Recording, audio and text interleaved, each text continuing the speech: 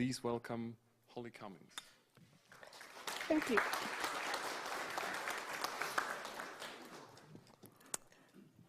So my name's Holly Cummins. I'm a developer with IBM in the UK in the Hursley Labs. I should say as well, I'm a proper developer. I'm not a technical evangelist. And I think what that means is that you can expect my demos to fail. But let me get started with a bit of background. In 1949, Popular Mechanics said that computers in the future may weigh no more than 1.5 tons. In other words, about the same weight as your car. At around the same time, Thomas Watson, who was the chairman of IBM, said, I think there's a world market for maybe 5 computers. And I counted, and when I came here, I had 6 computers just in my bag. And I think, probably that's not unusual. I think, we've all got our laptop, and then we've got a tablet, and then we've got a phone, and then we've got maybe another tablet because we wanted to try the iPad, and we wanted to try the Nexus, and we weren't sure which we liked better. And then we've got a Kindle, and then, there's 1 or 2 others that are floating around. Computers have just become so pervasive, that we've got more than we could even imagine 60 years ago. I should say, though, as well, because I work for IBM, I would like to defend Thomas Watson. It's easy and it's fun to look back and say, those silly people 60 years ago, look at all those predictions they made that were so wrong. Because I think it helps us feel better when we make predictions that turn out to be really quite wrong and quite stupid. Hands up, who's never made a wrong and stupid prediction? Yeah, I thought so. So in 1943, Thomas Watson said that there was a world market for maybe 5 computers. And this prediction actually turned out to be correct for 10 years, which is pretty good as these things go. I'd like to make predictions that turn out to be correct for 10 years. But things certainly have changed since then. The reason there was only a market for 5 computers was that computers were absolutely massive. They'd fill a room. And, there were these great big beasts with blinking lights and spitting out reels of tape. And, when a computer got a bug, it was actually a physical bug that got into the computer. These weren't devices for hobbyists. These weren't devices that you could carry around in your handbag. Things have definitely changed, though. So now, there's this phrase, everywhere, which I quite like. And so instead of having, 1 or 2 huge devices, we've got computers in our car, computers in our fridge, computers in, in our phone, obviously, computers in our toaster. Someone did a toaster, and this was a few years ago. It would connect to the internet, work out the weather forecast, and then, depending what the weather forecast was, it would print either a picture of the sun or a cloud on your toast, so that you didn't have to go to the trouble of getting the forecast yourself. You could just rely on your toaster to do it. I had a fridge a few years ago, and I knew I was in trouble, just in terms of my place in the world, because I realized that the fridge was actually smarter than me. This fridge had a circuit board in it, it had blinking lights, it had a temperature, and the fridge decided when the fridge worked, and the fridge decided when the fridge was broken. And it made decisions that were different than what I would have wanted it to make. But the computer in the fridge said, no, I'm afraid I am a broken fridge now, and there was nothing that you could do, by rearranging the pipes and the soldering to make that fridge work. Similarly, the cars have so much computational power in them, and this can be a good thing, or it can be a bad thing. A few years ago, they had problems where the car would decide that the car wanted to drive at 60 miles an hour, and you were in your garage, and so driving at 60 miles an hour wasn't helpful, but that was what the car was going to do. And I gave a talk on OSGI yesterday, and one of the things I mentioned in that talk that I absolutely love is that inside a BMW 5 Series, there's OSGI, which is just cool. Those 2 anecdotes, by the way, are separate. So it wasn't OSGI that made the car drive at 60 miles an hour in the garage. Completely unrelated thoughts. Obviously, it was a .NET car. So I feel a little bit uncomfortable today because I'm speaking on the embedded track. But embedded is definitely not my day job. I'm a developer on the WebSphere application server, so, a bit higher up the stack. So what I'm going to do instead is I'm going to defer to an expert. And I'm going to tell you a little bit about what's in this book, Getting Started with the Internet of Things. So, if your background is in the programming of PCs or even more powerful computers, a fair warning. Embedded programming for low-cost devices means working with very limited resources. This is in shocking contrast with the World Wide Web, where technologies usually seem to be created with the utmost inefficiency as a goal. And so stepping back to my day job hat, developing the Webster application server, I think, no, how could you say such a thing? But there might be just a little smidgen of truth in there. Embedded programming requires more careful consideration of how resources are used and what is needed for PCs or servers. Finally, embedded platforms only provide small subsets of the functionality of their larger cousins, which may require some inventiveness in work where a desired feature is not available directly. Now, there's a rule of public speaking, which is that no matter what you do, don't just stand and read off the slides. And here I am, I'm stood and I'm reading off the slides. And it's even worse than that, because what's on the slide I didn't even write, so I'm reading off slides, words written by somebody else. And I can see you at the front here, you're looking, you might grab your bag and run away, because, there's lots of other tracks, and the people there, they really know what they're talking about, so why are you here? Well, I will add some value, though, don't worry. So I've been quoting from Getting Started with the Internet of Things, and this was written in June 2011. And you can see that's almost 2 years ago. So in computer terms, it's ancient history. And the value I'm going to add is that I'm going to tell you everything in it is 100% wrong. This idea that when you program on an embedded device, you have to throw away all the knowledge that you've got for programming on the big devices, that used to be true, but it's not really so true anymore. So what they were programming with for Getting Started with the Internet of Things, they were using a Netduino Plus. And what I'm going to be showing you today is a Raspberry Pi, because Raspberry Pis are now compulsory. So what's the difference between these two devices? Well, you can see the art on the left side is a bit superior to the art on the right side, which is my drawing. But other than that, there's not that much difference. They're both little boards, they both have an Ethernet connector, they both have loads of pins that do things, and they're both pretty constrained devices. But when he was looking at his Netduino, he said, wow, you can do things with it, but you have to think really carefully about what you're going to do. You have to change your programming models. You have to work in this really constrained environment. And what I'm going to show you today is running an application server on your embedded device. And the devices, they're a bit different, but they're not that different. So what's the difference? The difference is the application servers. Application servers are changing. So back in 2010, an application server, it was a pretty big device, and it was getting bigger. And if you've looked at some of the JEE specifications, you'll understand why, because the JEE specifications are big and getting bigger.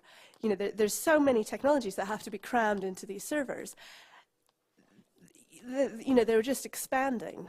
In 2012, an application server is a pretty small, lean, nice device. And it's shrinking and getting smaller. One of the enabling technologies for this, I think, really has been OSGI. OSGI gives you the modularity within the application server. So pretty much all of the major application servers have OSGI under the hood. And what it allows you to do is it allows you to say, okay, well, I want this part of the programming model, but I don't want that part of the programming model. I'm going to modularize, I'm going to understand my dependencies, I'm going to take some things in that I need, I'm going to have other things as optional. So why should you care that application servers are getting smaller? Is this just something that means you use slightly less footprint on your laptop? Well, that's not really a big deal. There's a few other areas where it's good for. So this, I'm afraid I'm going to expose you to my drawing skills again as well. And the idea here is that you guess what I was trying to draw. And I've given this talk a few times, and no audience has ever managed to work out what I was trying to convey. So I live in hope, maybe. But so what's it good for? So we have a person with a cup of coffee. Just feel free to shout out when you work it out. laptop with a Apple logo on it.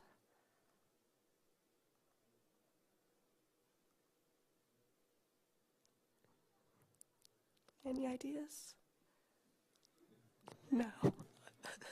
So sad. So where I was trying to go with this is I was trying to draw a developer.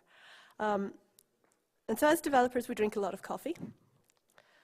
As developers, certainly a lot of us, myself included, now have a Mac. But the most important thing is that we have a deadline. We always have a deadline. So these old application servers, they're pretty good for running in a server farm. When it's in a server farm, what you care most about is that it's really robust and that it's got this administrative capabilities. When it's running on your laptop, what you care most about is that it starts fast and that it restarts fast and that it's easy to configure and that it starts fast and that it runs on your Mac because that's what you're using. Speaking for IBM, it used to be that WebSphere would never run on a Mac, and the reason for this wasn't that it wasn't, a nice idea, but we said, well, we need the application server to run on an IBM JVM, because otherwise, if a user has a problem, and the problem is caused by something in the JVM, we need to be able to get into the guts of the JVM and fix the JVM. So for that kind of serviceability and that kind of robustness, which is what our customers are paying us for, it needs to be an IBM JVM. Now we've looked at it and we've said, that's still true when it's in the server room, but when you're developing, you want to use a Mac, don't you? We want to use a Mac, so let's just make WebSphere run on a Mac. So, we made sort of similar things when we looked at the administration and that kind of thing in the startup times, and we said, in a server room, it's fine that it's quite big and that it starts very slowly, or, well, it doesn't start fast, because, you're not going to be starting it 10 times a day, because that would be a crazy way to run your server farm. When you're doing developing, this server's coming up and down and up and down and up and down. So it needs to have that kind of fast startup. So what do developers need? Well, it needs to be an easy install. The server needs to start really fast. You need to be able to deploy applications quickly, preferably just drop it in, or at most, 1 or 2 lines of config. So for DevOps, I think a really appropriate model is kind of a bit more of a managed deployment where it goes through this process. When you're doing your development, you just want to fire the application in and forget about it. In terms of configuration as well, you don't want to spend your time, I don't want to spend my time configuring a server. There's people who's paid to do that. I'm really glad that they do, but that's not me. So it needs to be that with really minimal configuration, it will do the right thing. Better yet, if the config can go in source control, then I don't need to do it at all, and I can steal my colleague's config. I think the last thing that's really important for an application server to have traction with developers is that it's got to have good T-shirts. And traditionally, this is an area where IBM has done really badly. I always wish I could come to a conference with like a really cool T-shirt and people would go, wow, that's so funny. And we got close once because we had these T-shirts and they said, what if developers ruled the world? And then on the other side it said, they do. So that was quite cool. But we haven't got like the Atlassian Angry Nerds T-shirt and that kind of thing. But all of these things, except for perhaps the T-shirts, they make programming really good for developers, but they make programming really good for something else as well. And so I think you'll be able to work out what I was trying to draw here, even with my artistic skills. Anybody? Yes, exactly. So it happens that for the cloud, you need 2 things. You need density and elasticity. And what density means is that it's a small download. This may sound familiar to you from what I was talking about for the developers. Small memory footprint. For the elasticity, what you need to have is something that can change depending on what you need. So when you haven't just been slash-dotted or tweeted by Lady Gaga, it's fine to have a fairly small server capacity. When that happens, you need to make your server small. And then if you do get tweeted by Lady Gaga, you need to make your server big. So you need to be able to scale up, scale down, scale up, because you don't want to be paying for capacity that you're not using. And that works in two ways. So that works for the actual physical server capacity, how many of them have, how many virtual machines have you got? But it also works for function. So when you've got your first developer and they've just written a servlet, that's fine. All you need is support for the servlet API. You don't need a full JEE profile. When you hire someone else and they say, I've got this great idea for how we're going to design our application. We're going to have JPA, SCA, JAX-RS, JAX-WS, and they're just listing off these acronyms. Then you need to be able to change how your server is configured. And you need to say, okay, well, we hadn't really intended to put JPA support into our server, but since you seem determined to use it, we'll add JPA, and we'll add JAX-RS, and we'll add JAX-WS. And you need to be able to have that flexibility in terms of what programming models you can use. Ideally, as well, it needs to be dynamic, so that when they come in on Monday morning and they say, great, I've decided to use JAX-RS, you can say, okay, well, we don't really want to reboot the server, but fine, we'll just add the JAX-RS in. And again, for the elasticity, you need to have an easy install, so that when you decide that you're just about to do your IPO, and all of a sudden you need a lot more servers, you can just fire them in easily, and you don't have to spend a day configuring and installing each one. And similarly, you need to have an easy uninstall. So when you decide that it's all gone terribly wrong, and your software is awful, and you need to reduce your capacity down from 6,000 to 2, you need to be able to get those servers out. So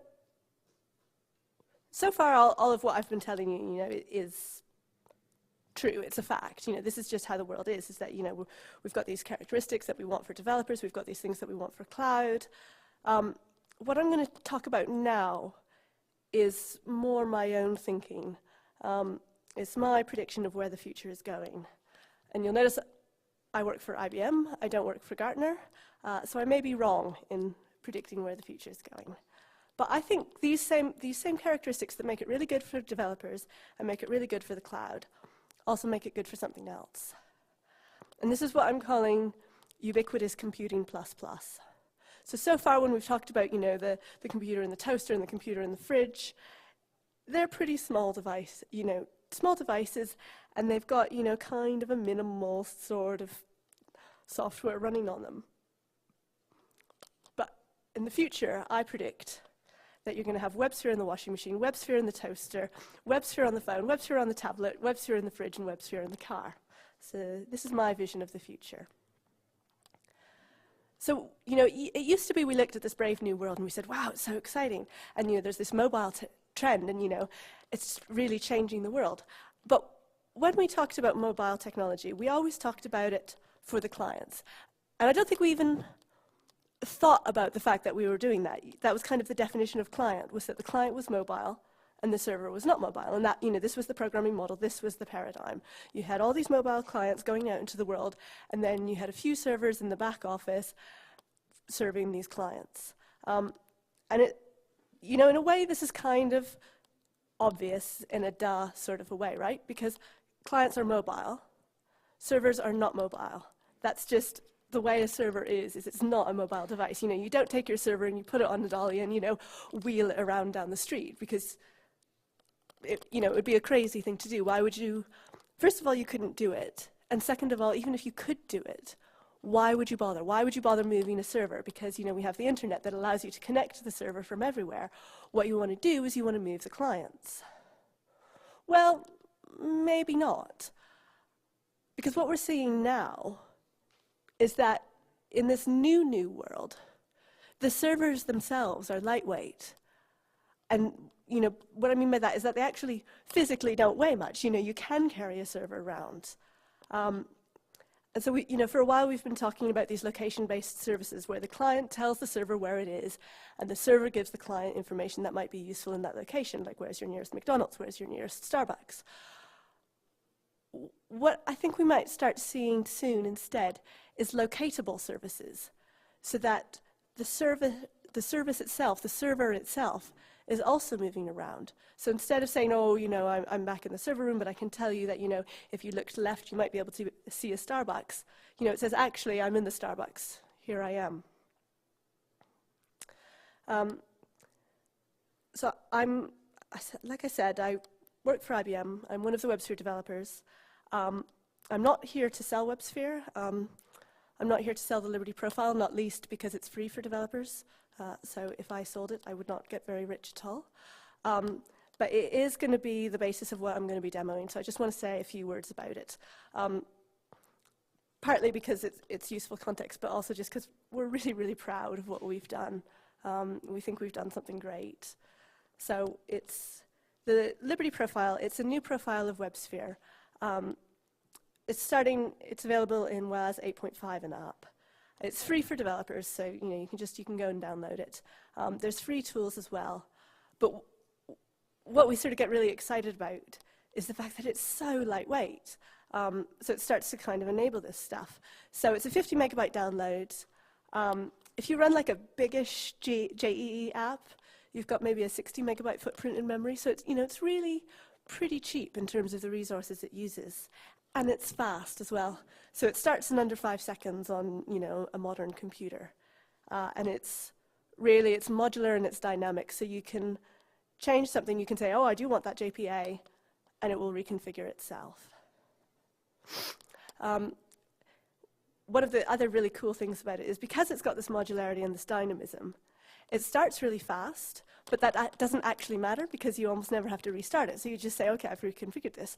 I now would like to use this programming model. I'd like to take away that programming model, and you never have to restart it for any of those things. So we could have made it start slow, and no one would have noticed.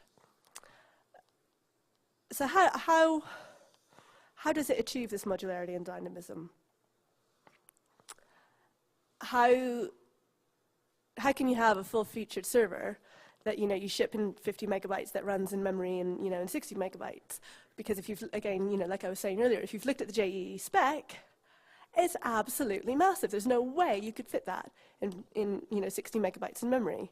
And the way it works and the reason it can do what it does is it's got a very small kernel, and then everything else comes in as a building block on top of that. And so if you had all of this running in memory at the same time, probably actually you might start to find, it would be using quite a few resources. But most likely you don't need all of that in memory. You just need a few things. So you need your kernel, and then maybe actually for a lot of cases, all you really need is JSP and servlet maybe. Or maybe you've decided actually that JSPs are rubbish, and you only need the servlet. And then you've changed your mind, and I spoke yesterday about Enterprise OSGI.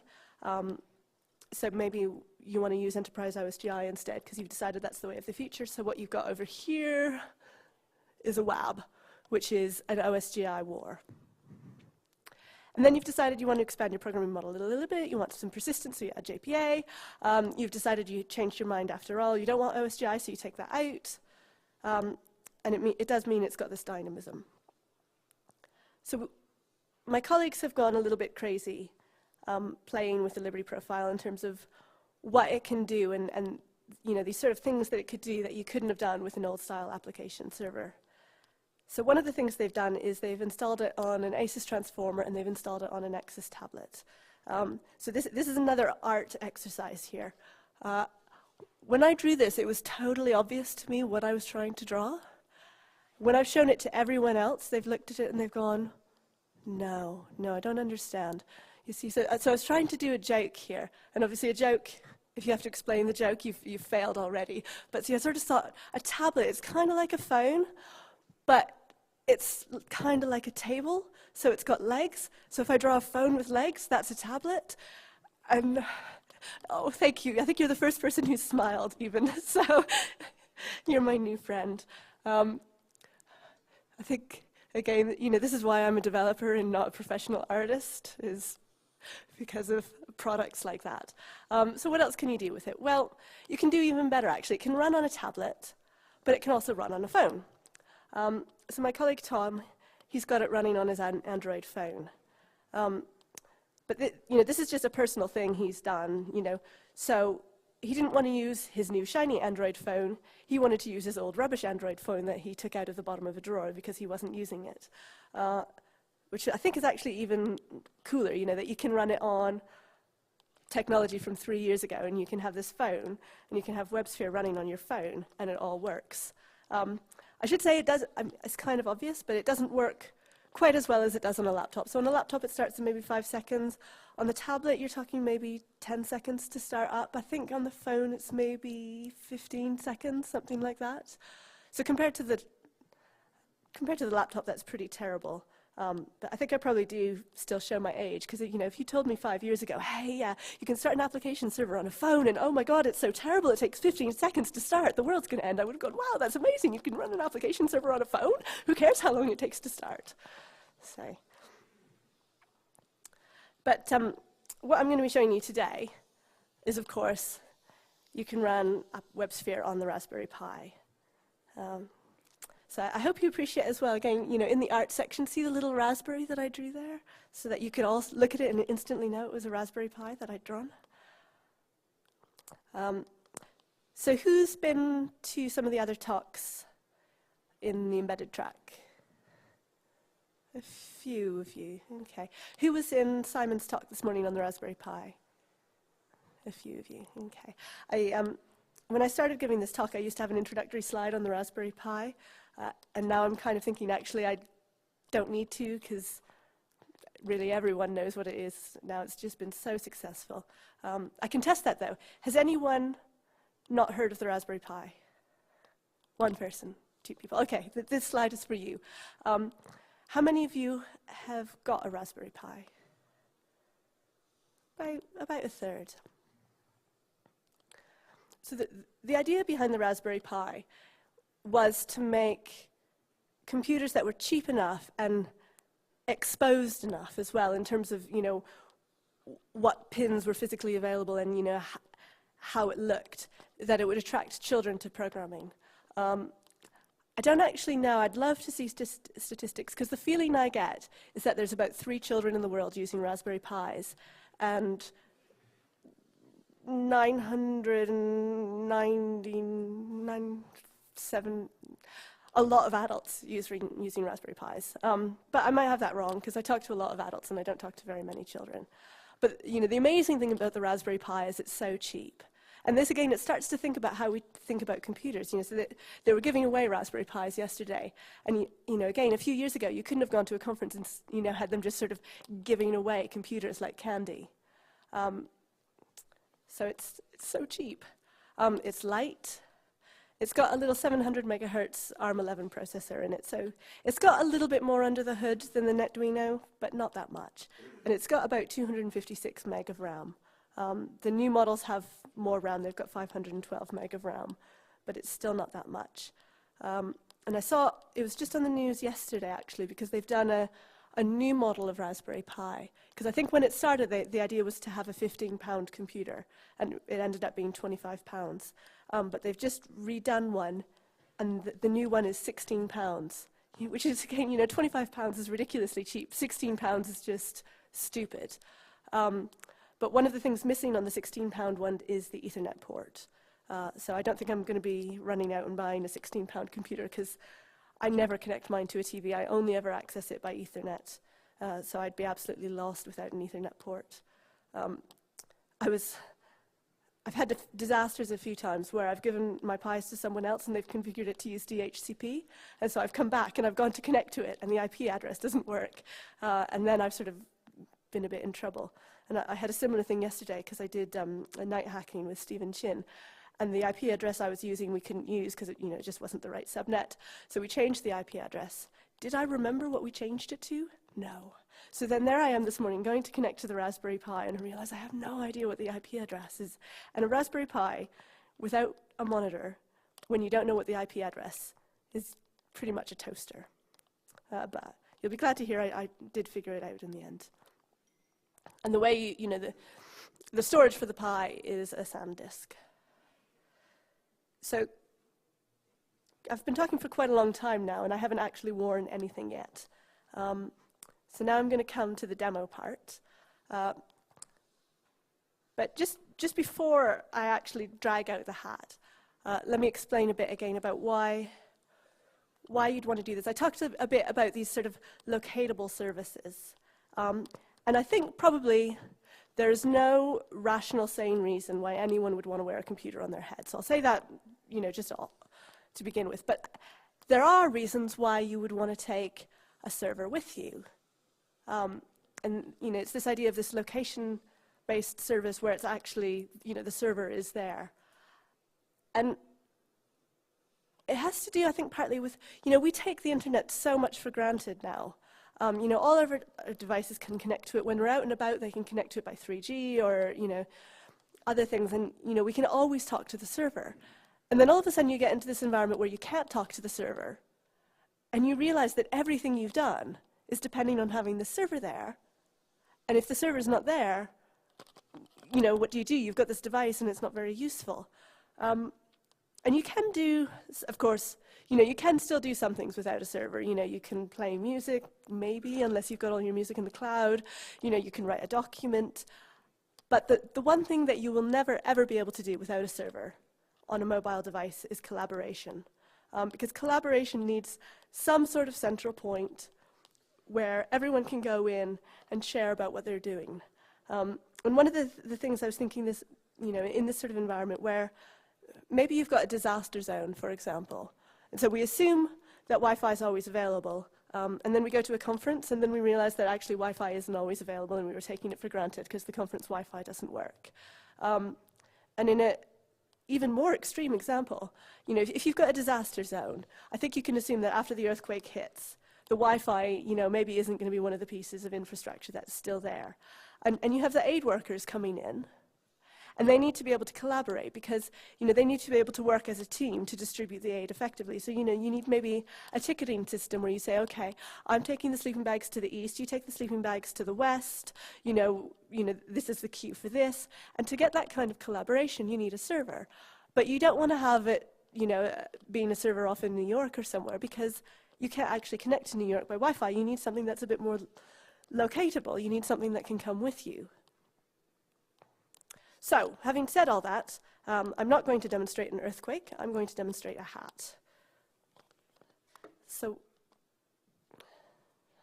let me see. I'll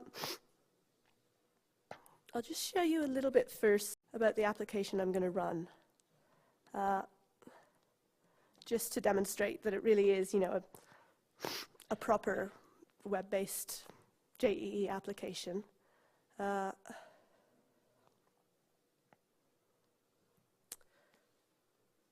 So, oops. You can see this is the configuration for my server. I've got a JSP programming model available. I've obviously not been paying very much attention when I wrote my server XML, so I've got JDBC, JSF, and JPA also available to my application. And my application doesn't actually use any of those, so I could take those out, and things would probably run a bit faster. I've got an HTTP endpoint. I've got a bit of configuration for my web container. I am using JPA. There you go. I've got an in-memory database, and I've got a little application. And so then I've got a little servlet.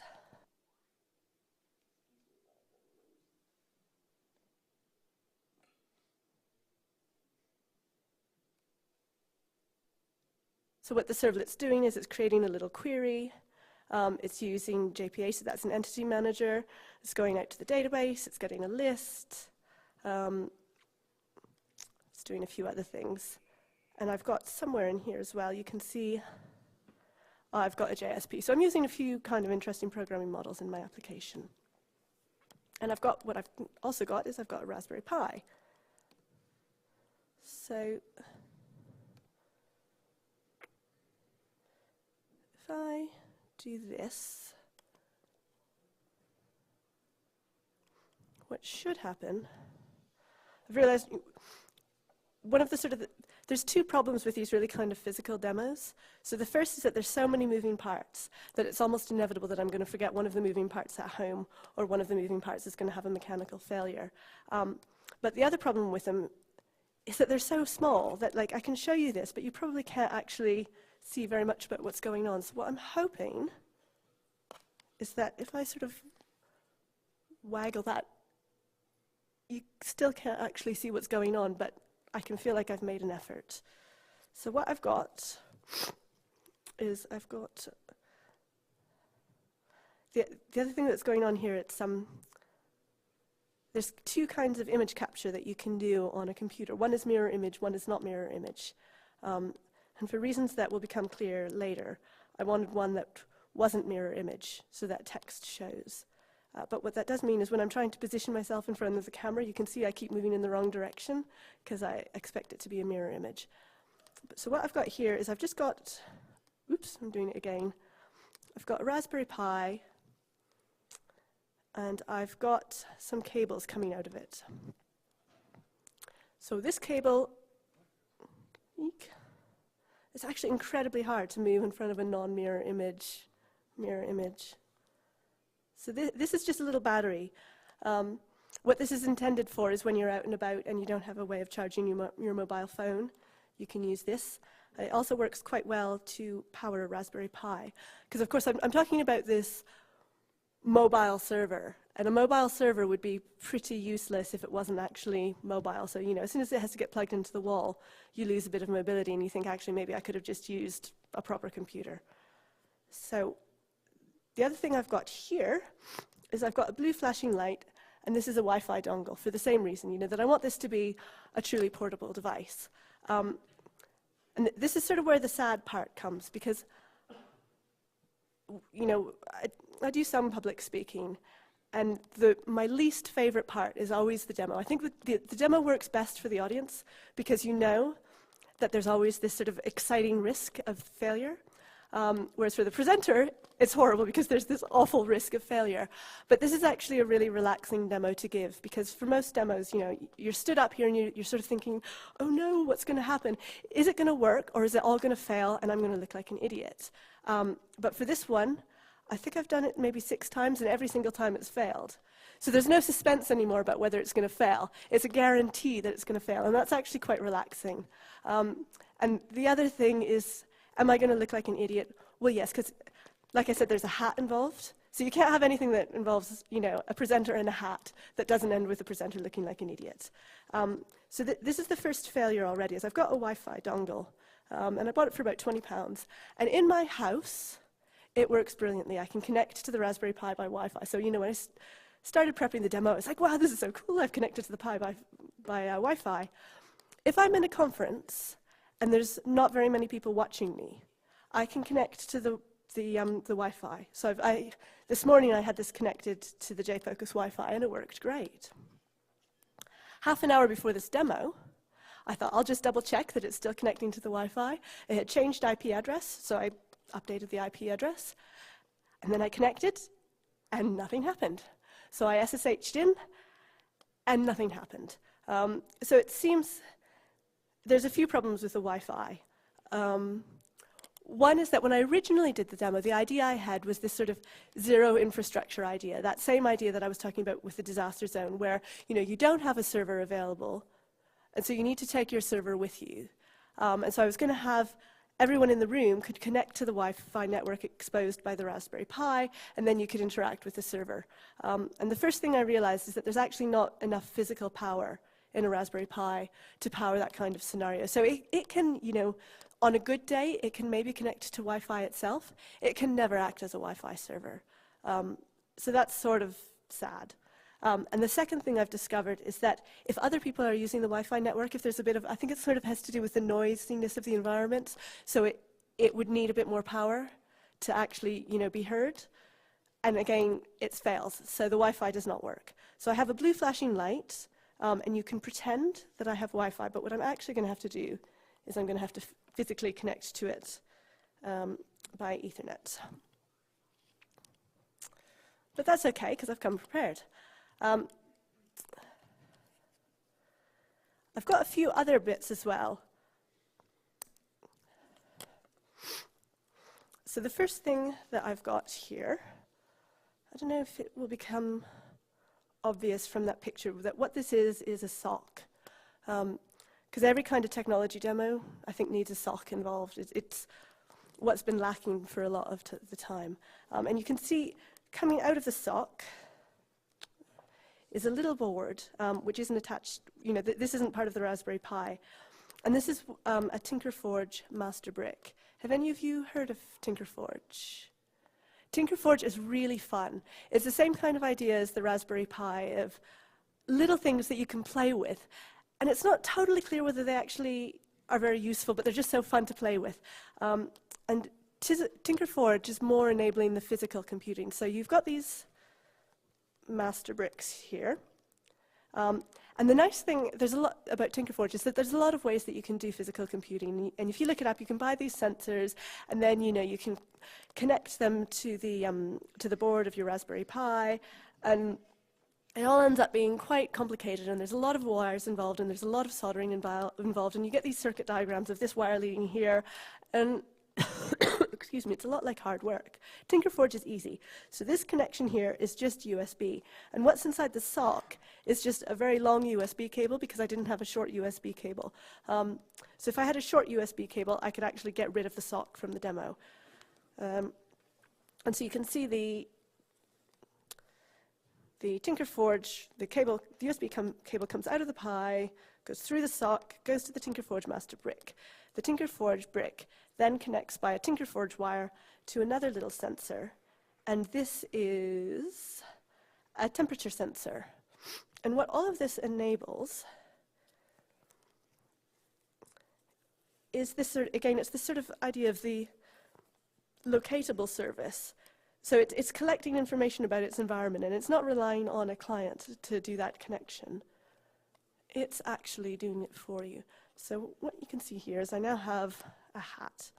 And if I go to the web, then hopefully you can see this is the connecting to the Raspberry Pi by Wi-Fi, and you can see the sad failure to connect by Wi-Fi.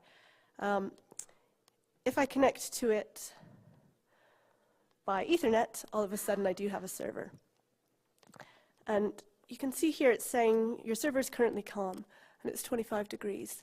So that's showing that the temperature sensor on the Raspberry Pi is 25 degrees. And what the technology here is actually supposed to say, so you can see I've now just hit my second demo fail. Because what it's supposed to say is it's supposed to say it's around room temperature, maybe 20 degrees, and that no one is wearing the hat. But the electronics have heated everything up enough already that even though I'm not wearing the hat, it's showing us 25 degrees. However, if I put the hat on my head,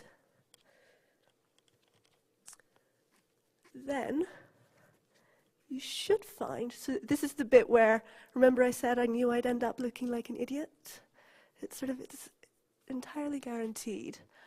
And this page should refresh automatically and show that the temperature has just gone up quite a lot. This, again, it's a little bit of elastic to hold all the bits of electronics together, so it's important for a technology demo. But I can show you the JPA working. So if I say what I'd really like is I'd really like a Galaxy Caramel chocolate bar. And if I click submit, you can see it's persisted it there. If I say I'd like a Milky Way instead,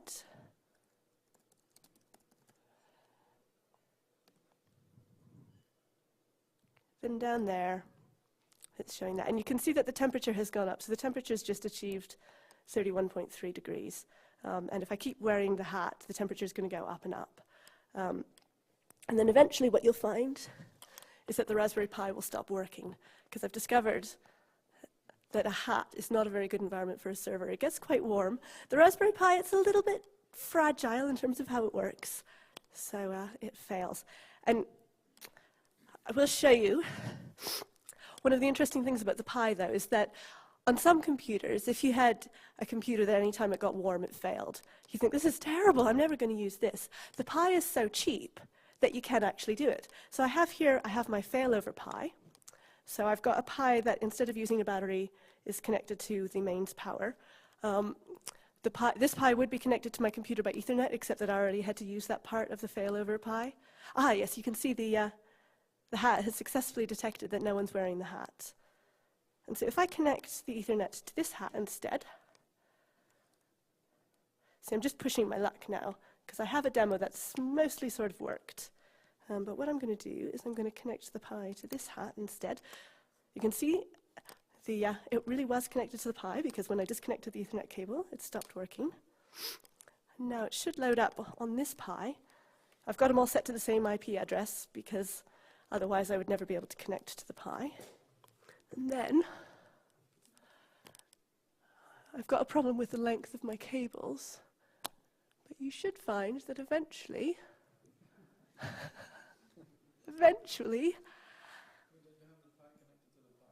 yes.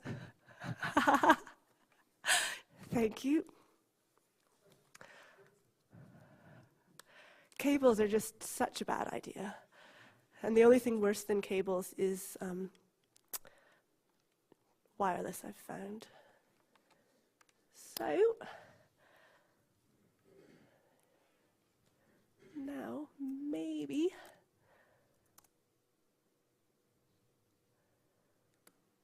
no, I don't think this is going to work, is it? My failover Pi has failed. No. So like I said, I've given this demo a few times, and every time I've had a bit of a disaster with something going wrong. So one thing you can do about that is you can have your failover Pi, or maybe 2 or 3 or 4 failover Pis. But I realized as well, once I gave the demo, and I put the Pi on my hat, and it had all been working, and then after I put the hat on my head, there was no Pi. And I'm stood up here and I'm going, there's just nothing. And I eventually realized what had happened is that the power cable, it's a tiny little mini USB, it had just worked itself a tiny little bit loose. And that was the end of that Pi. And I've got this Wi-Fi that doesn't work, and that definitely no one could connect to. I've got this power cable that works loose. And I was kind of thinking, what am I trying to do here? Can I actually do better? And the answer is yes, because what I was trying to achieve with this Pi, with all these bits sticking out of it, is something actually like what a mobile phone just does for free. A mobile phone can do an ad hoc wireless network. It can, it has power built in. The power never comes loose on the mobile phone. So phone, it's got this built-in battery. The built-in battery never comes loose. It's got built-in Wi-Fi. There's actually enough power for the Wi-Fi. The Wi-Fi actually works, unlike on the Raspberry Pi. So you can do quite a cool thing with a phone. There is a problem with a phone, though, because a Pi is £25. A phone, a new iPhone's maybe £500. An Android phone is a bit less, but they're still pretty expensive devices. So we don't, I can just carry around 2 Raspberry Pis, but I don't have so many mobile phones. And for this particular time, we had a problem because the phone that I would have liked to show you is my colleague Tom's phone. And so I'm here in Stockholm, and my colleague Tom is in London at another conference. So we've got one phone that we're sharing between us. He's got the phone, he won, which is fair enough because it's his phone. So, each technology has its advantages and disadvantages, and the Pi does have this cheapness, and it does have this sort of, the fact that you can give them away, that a phone doesn't have. But I have a failover for my failover for my failover, because we also have a Nexus 7. So what I will show you is super quickly.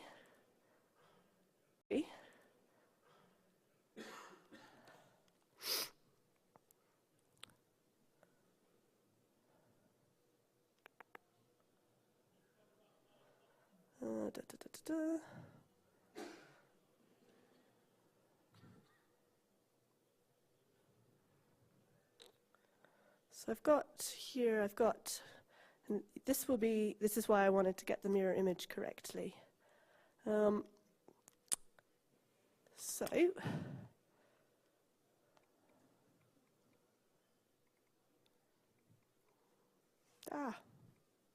There's nothing like trying to type on a small portable device in front of an audience. So if I do server start on this, and if I hit enter, you can see it's launched WebSphere on the Nexus 7, and I can connect to it. But what may have been obvious from what was on the screen just a moment beforehand is that you should think of this as a simulation of launching WebSphere on the Nexus 7, because it does actually work. And then if you update your operating system, then you lose your root access, which is what happened, and I could not get it back over the weekend. So I do not have WebSphere running on the Nexus. And again, this is sort of an advantage of the Pi, is it's such an open platform, whereas something like the Nexus, it works really well, it's got the Wi-Fi, it's got the power, but it's so closed that what you can actually becomes a bit limited. So thank you very much. I'm out of time, but thank you for your attention.